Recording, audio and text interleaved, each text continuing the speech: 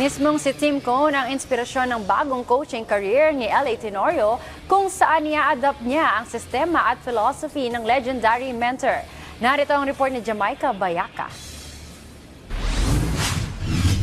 Itinuring ni L.A. Tenorio ang veteranong coach na si Tim Cone bilang malaking impluwensya sa kanyang pagiging player at leader sa Barangay Ginebra. Ngayon napapasok si Tenorio sa bagong yugto bilang mentor ng Magnolia Hotshots sa PBA Season 50. Disiplina at sistema ni Coach Tim ang kanyang gagawing batayan sa pagko-coach.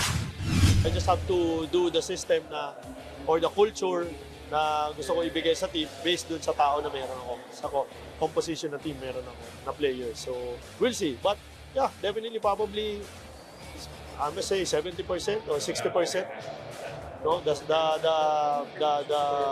system and how we approach the game, probably same thing as coach team. Kilala ang triangle offense sa sistema ni Cone sa Ginebra. Pero ayon kay Tenorio, posibleng baguhin ni Coach Tim ang playbook na ito, lalo't kabisado na niya ang galaw at patakaran ng sistema. Naniniwala si LA na advantage ang pagiging bata ni Cone na madadala niya sa hot shots para mas mapalakas pa ang team sa darating na season. Well, yun yung plano, no? Na dahil may advantage na alam ko lahat ng ginagawa nila. But again, I'm sure mag-iiba yan eh. Dahil alam din nila na alam ko yun, yung ginagawa nila, di ba? So, we'll see what will happen. But again, I'm just excited to be in this position and excited to work and be an inspiration pa rin sa mga players.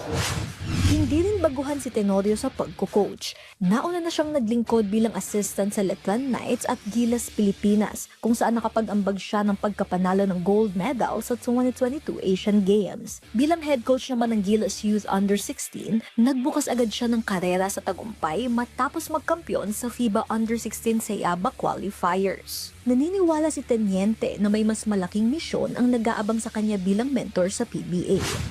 There's a purpose kung bakit ako nandito and yun yung kailangan natin din pagtrabahuan. So, syempre binigay sa atin itong opportunity na to.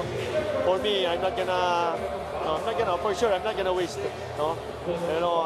I'm still gonna be the same LA as a player and being a competitive. Jamaica Bayaka para sa atletang Pilipino, para sa bagong Pilipinas.